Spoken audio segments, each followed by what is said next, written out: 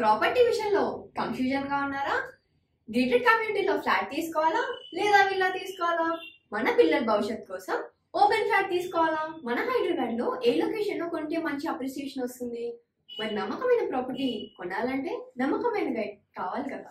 Property advisor కోసం సంప్రదించండి Varahaswamy property గూగులర్. Contact 7207218485. ఓం మహాగణాధిపతయే నమః. ఓం గురుభ్యో నమః. ఓం శ్రీమాత్రే నమః.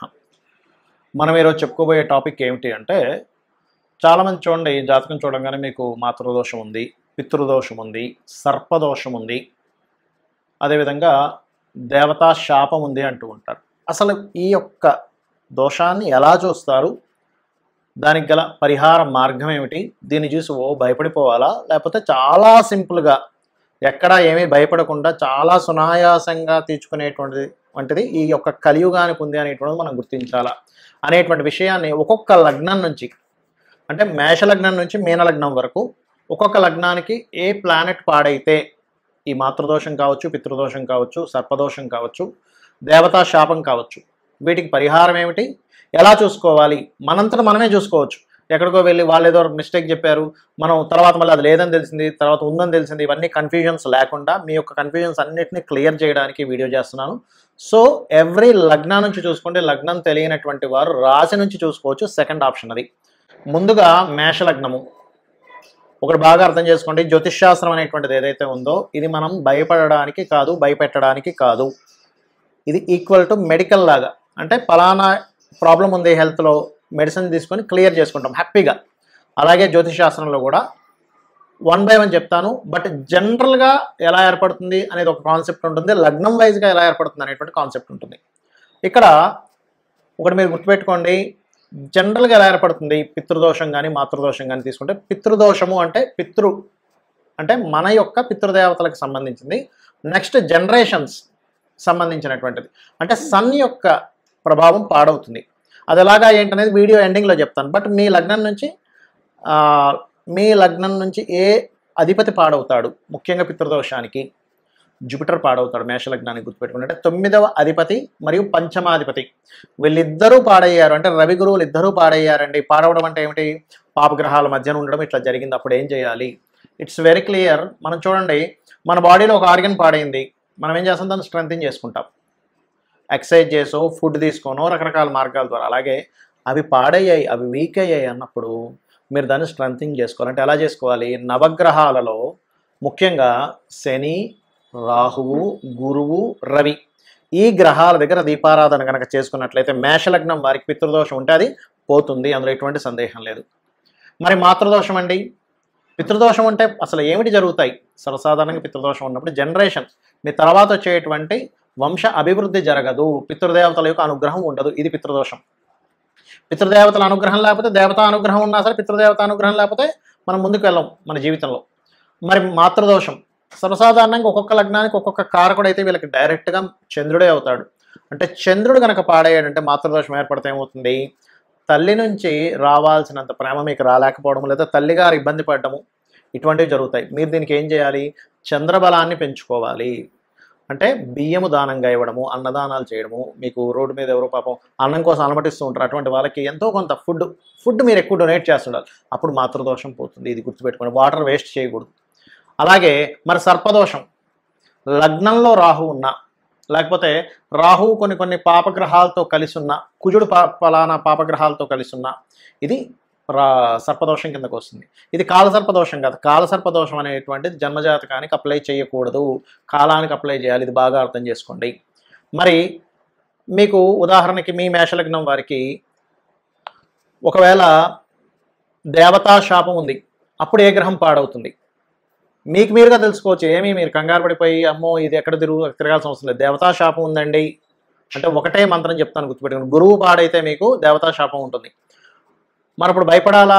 ఏమీ భయపడకండి. చక్కగా మీరు ఓం హరనేత్రాగ్ని సందగ్ధ కామ సంజీవనౌషధి, ఇది మీకు జాతకం తెలిసినా తెలియకపోయినా సరే ఈ మంత్రం చేసుకోవచ్చు దేవతా శాపం ఉందంటే.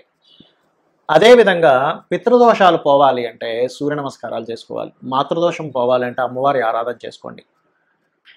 సర్పదోషాలు పోవాలంటే రావి చెట్టు చుట్టూ ప్రదక్షిణం చేసుకోండి. మరి ఇది జాతకం తెలుసు, జాతకం తెలియని వాళ్ళు ఏం చేసుకోవాలనేటువంటిది కూడా నేను మీకు చెప్తాను.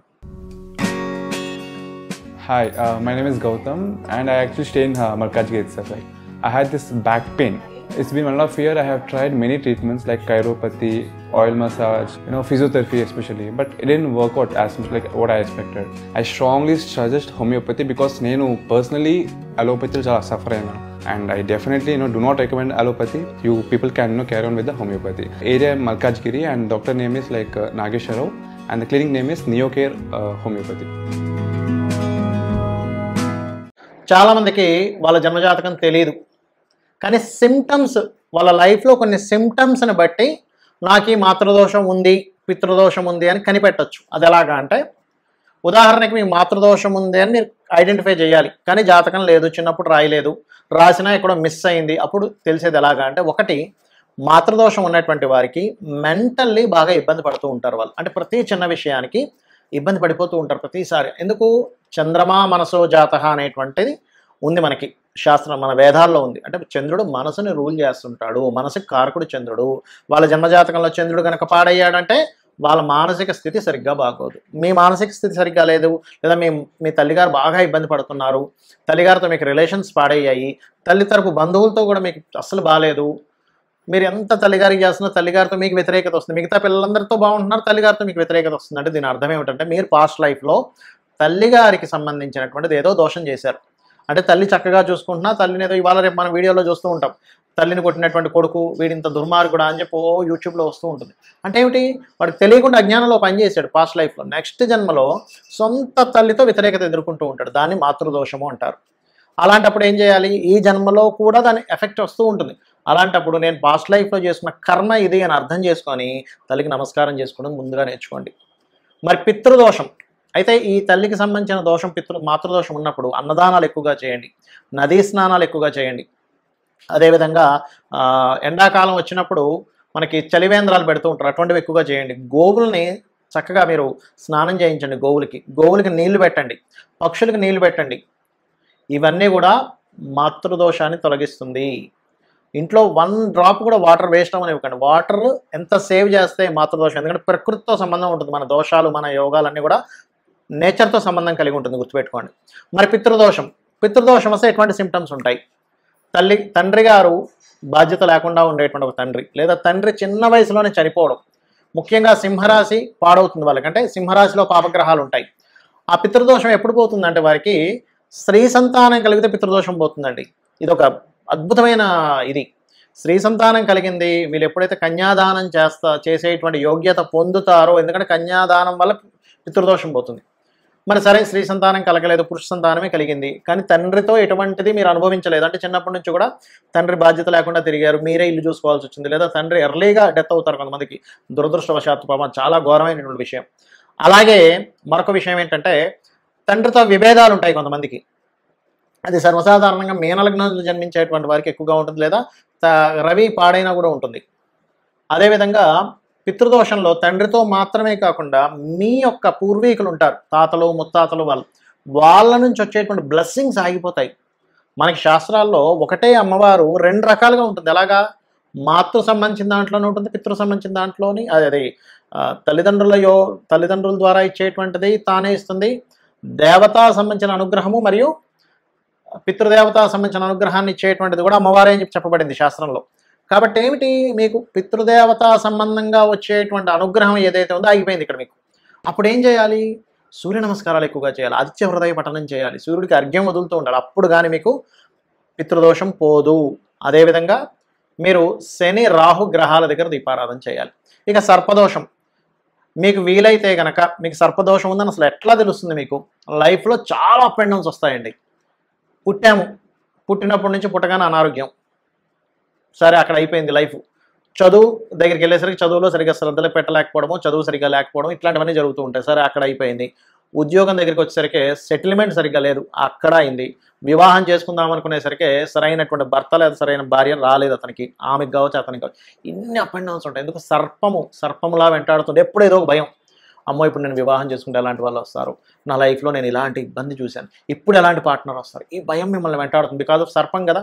మరి దీనికి ఏమిటి? భయపడుతూ కూర్చోవాలా? ఏమీ భయపడకండి. సింపుల్ సింపుల్ అంటే సింపుల్. ఎలాగా?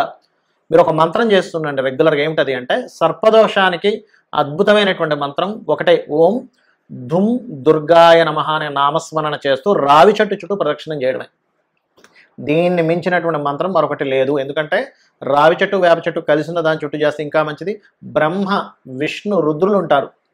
అంటే మీ యొక్క పుట్టుక దగ్గర నుంచి మీ ఎండింగ్ వరకు జరిగేటువంటి ప్రతి దాన్ని ఆ యొక్క భగవత్ స్వరూపము మిమ్మల్ని కంట్రోల్ చేస్తూ ఉంటుంది, ఆ మాయలో పడకుండా చేస్తుంది. మరి ఇక్కడ మీకు దేవతా శాపం ఉంది. అప్పుడేం తెలుస్తుంది? ఎట్లా తెలుస్తుంది మీకు దేవతా శాపం ఉందని? మీ జాతకం లేదు కానీ ఎట్లా ఐడెంటిఫై చేయాలి దాన్ని? ఒకటి ప్రశ్న ద్వారా ఐడెంటిఫై చేయొచ్చు, దట్ ఈస్ డిఫరెంట్ థింగ్. కానీ నాకే క్లూ లేదని అసలు ఎట్లా కనిపెట్టాలి అంటే ఒకటే గుర్తుపెట్టుకోండి, మీరు ఎన్ని పూజలు చేసినా మీకు ఫలించదు దేవతా శాపం ఉంటే. చాలామంది అంటుంటారు, ఏమంటే నేను పలానా టెంపుల్కి వెళ్ళిపోయాను, పలానా క్షేత్రానికి వెళ్ళిపోయాను, పలానా హోమం చేసేసాను, నేను చండీ చేసేసాను, లేకపోతే నేను బగలాముఖి చేసేసాను, చెప్పేస్తుంటారు. కానీ ఒక్కటి ఫలించదు. ఎందుకు అంటే నువ్వు పూర్వజన్మల్లో, గుర్తుపెట్టుకోండి బాగా, దేవుడు లేడని, ఆల్రెడీ పూజించేవాడిని హేళన చేయడము, ఆల్రెడీ భక్తుడిని ఇబ్బంది పెట్టడం, ఇట్లాంటివి చేసుంటావు ఏదో. అందుకని ఈ జన్మలో దేవతా శాపం ఏర్పడుతుంది. అంటే నీ పన్ను చేసుకుంటూ వెళ్ళిపోతే ఎప్పుడు భగవంతుడు ఏమంటే భగవంతుని తిట్టినా సరే ఏమంటే గుర్తుపెట్టుకోండి, అంటే చిన్నపిల్లని చూసినట్టే చూస్తాడు. కానీ భగవంతుని నమ్ముకున్న వాడిని మనం కనుక ఇబ్బంది పెట్టి వాడిని గెలికి ఏదో చేశాము అంటే భగవంతుడు ఊరుకోడు. కాబట్టి ఏంటంటే నిజమైనటువంటి వాడిని ఏదో వేషాలు వేసుకొని ఇబ్బంది పెట్టేవాడి గురించి నేను మాట్లాడలే. పైకి మాత్రం భగవద్భక్తుల్లాగా లోపల మాత్రం వేరే వాళ్ళని ఇబ్బంది పెట్టేటువంటి వాడిని నువ్వు ఇబ్బంది పెట్టినా భగవంతుడు మెచ్చుకుంటాడు. కానీ నిజమైనటువంటి భక్తుడిని కనుక మనం ఇబ్బంది పెట్టాము ఆ వ్యక్తిని అంటే అది దేవతా శాపం కింద మారుతుంది.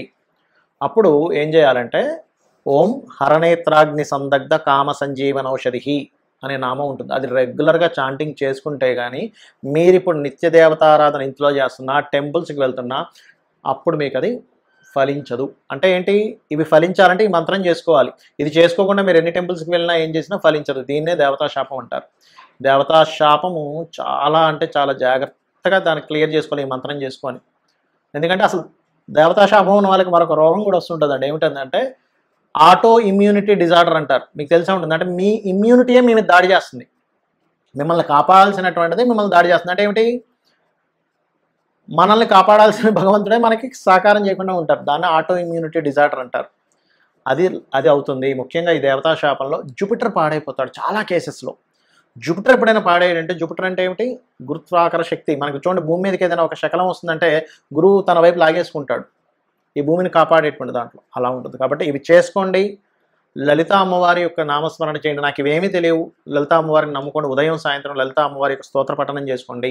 అమ్మ నాకు ఇవేమీ తెలియవు, పాపము పుణ్యము ఇవేమీ నాకు తెలియవు, నేను ఏదో అజ్ఞానంలో ఏదో చేస్తుంటాను, కానీ నా జన్మ ఇప్పుడు నేను మారడానికి నీ పాదాలు పట్టుకున్నాను, నేను నిన్నే నమ్ముకుంటున్నా, నువ్వు తప్ప నాకు మరొక ఇది లేదనుకోని మీ పని మీరు ధర్మంగా చేసుకుంటూ పోండి. ఖచ్చితంగా మీరు విజయాన్ని పొందుతారు. శ్రీమాత్రే నమః.